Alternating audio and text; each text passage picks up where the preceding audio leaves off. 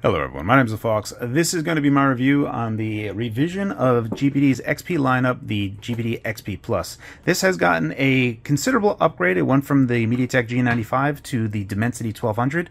I will be doing some synthetic benchmarks as well, some game demo tests. What that basically comes down to is that you'll be able to play a lot of Android-based games at their highest settings, and I'll show you that in this particular video, as well as a good amount of PS2 and as a good amount of Gamecube as well, but there will be PS2 and Wii games and some Gamecube games that you won't be able to emulate properly, but for the most part it is largely the full library. A good amount of the library you'll be able to do. Inside this little pamphlet here, you saw the missing little Poke device.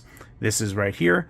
This goes into the business end down here, much like it is a phone, which you could use this device as a phone, and it's one of the things that is kind of unique about this device and one of its selling points. So you would put this little pin right in here, and you'd push down, and much like a phone, you would just go ahead and remove that, and you'd either put in a SIM card or a micro SD card. Now, if we were to take a look at the micro SD card alone, it only supports two different modes, so you can either expand the internal storage or you can format as FAT32. Both of them are not really super awesome in terms of formatting options. FAT32 will have the limitation of it being a 32-bit file system. It will have a file size limit of 4 gigabytes. You can't put anything larger than 4 gigabytes. So there are some PS2 games that will just not fit on that micro SD if you format it as FAT32. So there are some things that we're going to talk about there, but largely this device is polarizing. So this device right now is on Indiegogo. It comes in basically two models. There's one that's 128 gig model or 256 gig model. If you were interested in this device, I would really recommend that you go ahead and purchase it, pre-order it on the Indiegogo campaign, as when it goes to retail, the price goes up a lot. So just kind of be aware of that. Now, there are two polarizing things, I'm holding two. There are two polarizing things about this device, and this is pretty much the end of what's in the unboxing, so we'll go over this real quick. If we take a look at the charger here, you can see we have 5 volt at 3 amps, so we have 15 watt there, and 12 volt at 1.66 amp, so that's what, 20 watt? So it's 15 to 20 watt charger, if I'm doing fast math in my head, right or wrong. I'm going to leave this out. I'm going to go ahead and remove this and put this in here because I don't like that particular configuration. We'll talk about that in a moment. Let me go ahead and put everything away in the box, and we're going to start talking about build quality and everything else, and we'll show you what the device can do. All right, so there are two things about the GPD XP line that a lot of people find weird. Number one is this modular design that you see here. You can do this right side modular attachment. For a lot of people, they're going to be using this device just like this. They're not really going to be changing it up all that much. So when they're using the device, it's going to seem a bit weird because why would you have this type of thing? Now, build quality wise, it is really good. So if I like really, go at it, it's really firm. It's really in there quite nice. Like even when I do really hard, it's very solid. So there's nothing really to worry about with regard to breaking it or anything. But it's just kind of a weird thing, right? So this is one of the polarizing things about it. For me, I find this to be polarizing as well because the particular attachments that they give you is nothing, or this MOBA attachment that you have right here. Now, what's cool about that is that when you use this particular this controller config right here. All right, so now when we have this attached, right, and if I use this controller, nothing's happening, right? The magic that happens here is when we press this button. When we press this button, we engage that anything that we're pressing over here will translate to button presses on the screen itself. So if I go ahead and I move this over here, right, and you can see button 5, button 5 is right there, button 6 is right there, and then we have the red button, and then 1 through 4, right? So if I go ahead and take the red button and I put it right there, all right, so I've gone ahead and mapped everything. So now if I just click save, now if I kind of move around, you can see that anything that I'm doing on the controller is mimicking that. Now if I press these buttons, all of them are mapped to the screen. So pretty cool. So now again, if this part is illuminated right here, it means that touch mapping is enabled. So now if I go ahead and remove this particular configuration, all right, so now when I have this controller enabled, you can see that everything on the controller mapping software has been updated. So there are different modes that you can do here. Very briefly, you can see if I do mode 1, I can't change the right analog stick in terms of looking. So now if I click save here real quick, without actually making it work, if I just look left, you can see it's almost like it's dragging a finger because it stops. There's like a swish, stop, swish, stop, swish, stop, but it goes pretty fast and it's still relatively usable. Now, if you needed, if you wanted to use touch-based mapping on something that was trying to anticipate analog movement like this, you can do that as well. You would just go to different modes. So you press mode 2. At that point, you can move it around because you'd want to put it on where the analog stick is. And what that means is that when you push right, not that right, when you push right, you can see how I'm just like moving a little bit. Because what's happening here is it's just moving there and stopping, as if I was putting my thumb and stopping. But that's anticipating if a touch-based game had an analog stick for the right stick for the camera movement. Okay, so those are the two different modes that you just need to be aware of. So if it doesn't have the analog stick for the right for the camera movement, you're going to want to do mode 1, and if it does, you need to do mode 2. So at that point, we're going to go ahead and move this stuff over just so that it matches up.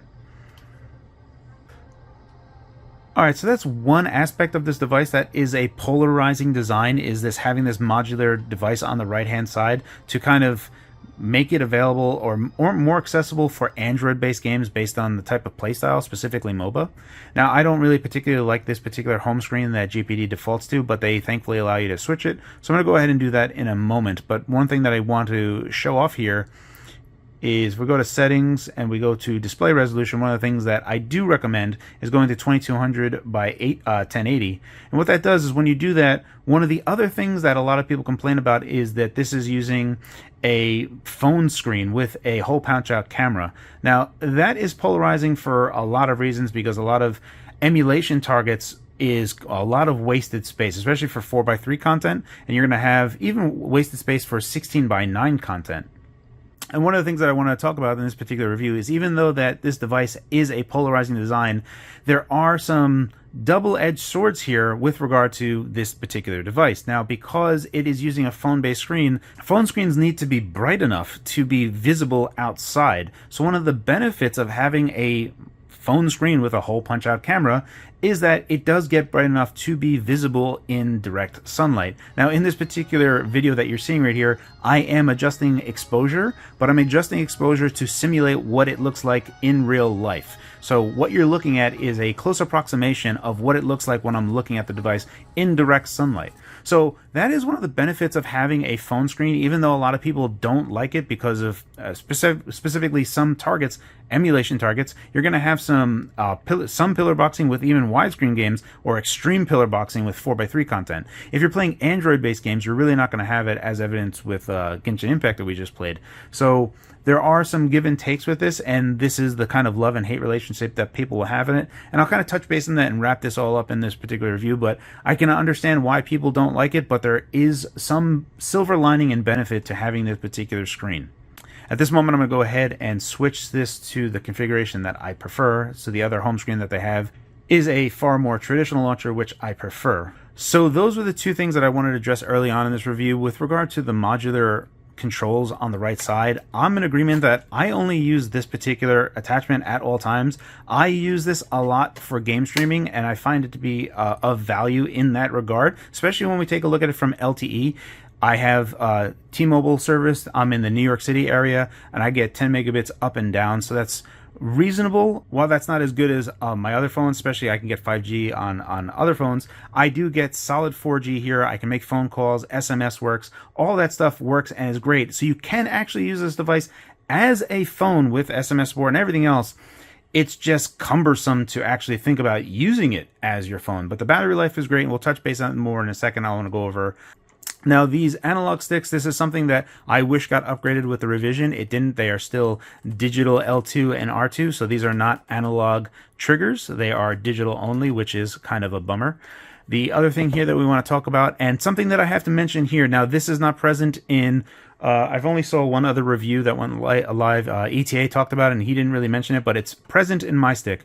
Now, these are Hall-based sensors. Now, if I go ahead and light up a joystick test real quick for you guys. So this is something that I want to show to you. I've already talked to GPD about this, and they've already clarified that it's a problem with my particular model. And you can see right here that I don't get full range. And what's happening is that it's actually, the stick is actually touching. So if I were to just remove that, right? If I just got rid of that and get rid of that, and if I just do this, you can see that I have full range, like complete and utter range all over. So it's not a problem of the Hall-based sensor at all. We have full actual range across this entire thing. It just has to do with my particular stick, specifically the dimensions of this and how this is installed on my unit that I am clipping. I'm just basically physically touching something too early. With regard to this particular analog stick, I have full range here. Now, this particular circle configuration that you see here is not the limitation of the stick itself. It's actually just the physical limit of stopping it from going all the way to the edge, as you can see is present right there. So again, not a problem. GPD is already on it. They're going to be sending me a new thing, but also other people that I've talked to that have XP Pluses don't seem to have this issue, so this seems to be localized to me only, but I thought I would make a mention of it. Making a return is the lovely Vita D-pad. So this is something that I absolutely love. I love it on the PS Vita, and I love it on all GPD devices that have been including the Vita D-pad. So I'm a big fan of that. And then on the right side, the only thing that's worth noting is that this particular height between the face buttons, now these are Vita D-pad buttons, Vita D-pad-like face buttons, so when you're pressing these, they will operate in a similar manner as the Vita D-pad. The only thing is that with this analog stick and how close your thumb is, that there will be some clearance issues for your thumb. And that's the only real thing that you should know about build-wise. Otherwise, the device is super solid. Again, this is something that I did before, but if we go ahead and just like flex this like crazy, you can see I can create a seam if I try hard enough, but it goes right back and it's super solid. So the build quality of the device is fine, even with a modular type of design. I don't think that it was necessary. One thing that I really wish that GP would do, and hopefully they do, is a slider-based phone. I would seriously switch to a GP phone if it just went to slider. Using this as a phone is a bit cumbersome. At this point, we're going to go ahead and get into some synthetic benchmarks. So we're going to load up 3D Mark, and I'll go ahead and do a wildlife test. All right, so we have a score of 41.99. You can see right here we are better than 11% of the results from the Samsung Galaxy S21 Ultra 5G using the Exynos chip. If we take a look at an iPhone 12 Pro Max, we are better than 1% of the results from the iPhone 12 Pro Max. We'll go ahead and jump into another benchmark. All right, I'm going to go ahead and run this test. While this test is running, I thought it'd be worthwhile to take a look at the speakers of this device on the bottom side of this. So we do have a 3.5mm audio jack. We do have the USB-C does now support DisplayPort out, specifically DP 1.2. We can do 4K 60 on this particular output on this USB-C. Here we have the SIM card and microSD card tray. We'll get you some benchmarks on the internal storage as well. All right, so this bench is kind of interesting in that it is correlating devices that can have 90 hertz, 120 hertz panels as well. So the minimums and the maxes are going to get mixed up with the averages because of that, because when it kind of cycles through a bunch of different benches in terms of like super low end where it can really max out frame rate. So some of these things getting to the average is kind of skewed here, but I'll go ahead and submit it. So we can see the GPD XP Plus is already here, as well as my device, so it's kind of lining up with other stuff. And it's kind of in line with the Samsung Galaxy S20, but the Galaxy S20 there, the max is 30 hertz, which is not fair at all to look at. So let's take a look. It's really like the Samsung Galaxy S20 Ultra with the Exynos chip, the Sony Xperia 1, Xiaomi 11 Lite, Xiaomi Mi Mix 2S. That's more or less what this device is kind of aligning itself with. Alright, so here we're testing the speed of the RAM, and we're getting around 52 gigabytes a second, basically validating what the LPDDR4X RAM is rated at anyway. For internal memory, we're going to go ahead and test this. Now, this is testing the onboard storage of the device itself, so we're going to get ahead take a look at that particular speed. Alright, so the internal storage is rated at 1 gigabyte a second reads, as well as 300 megabytes a second writes, which are really good. I want to take a small detour here to just show off Xbox Game Pass. I've really been enjoying Xbox Game Pass, especially with the cloud gaming component. I do have Game Pass Ultimate, and that does give me the cloud portion of it as well. Truth be told, I was never big on cloud in particular, but the way that Microsoft does it and how they tie it all together and save games, transfer from PC to console to cloud, makes the barrier to it extremely smooth. So in this particular instance, I've never played Tunic via the cloud at all. I've been playing it on PC via Game Pass for PC, but it automatically loaded up my save game. So being able to consider these devices, and I said this before in my previous review of the GPD XP, being able to use these devices as console companions, if you have a PS5 and you want to do game streaming, that's a really cool feature because all of your saves will be on that console anyway. And with LTE, you can connect to it. So this is just a component that is really cool, and something that I'm hopeful that we're going to start seeing just regularly as these devices progress. At this point, I'm going to start going into some game demo tests. So I'm going to show you Diablo, which just launched. Now, unfortunately, Apex Legends doesn't work on this just yet. It shows it when you try to install it, it says that this particular model isn't verified to run. However, Diablo Immortal doesn't really care and just works. Thankfully, the 360 controller part of this just operates just fine with no configuration whatsoever. So very quickly, I just want to show that we're running the game at pretty high settings. It can't go to ultra, but it can do high. So if I were to go down here, and this is set to high, if I go ahead and set this to very high, it'll be fine. So go ahead and back out of that.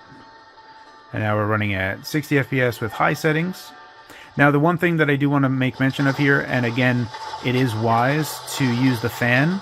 You only really need to use the lowest fan mode, and I'll show some thermal tests and why that is. If you leave the fan off, battery life will be extended. However, the device will heat up enough and you will thermal throttle insofar as you will notice a performance degradation. Yes, things are clearer now. We can see it's low fan speed and then high fan speed. What I really recommend is low fan speed for the most part is all you ever need. I've run long battery life tests, which I'll talk about in a moment. So I've done low speed fan and it managed to keep the device without throttling the entire battery life while I was doing all of my tests. I have thermal captures showing you what the difference of those look like. Without the fan on and really pushing the system to its max, there will be some extra heat radiation thermally that's happening. Nice. I can get my monsters over there. So something to be mindful of.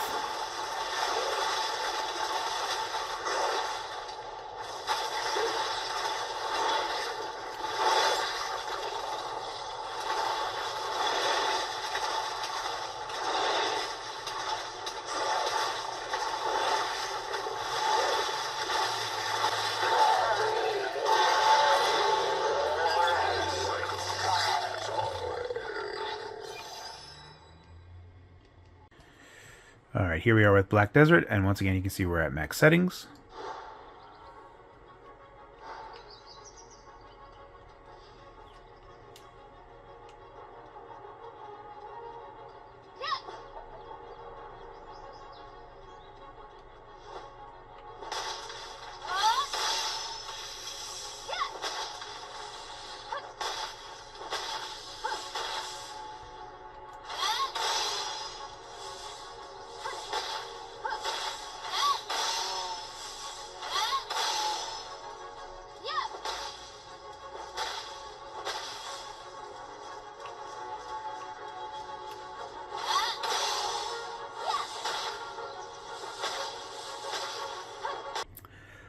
Alright, now I'm going to show you a little bit of emulation on the high-end side, so we're going to be taking a look at Dolphin here.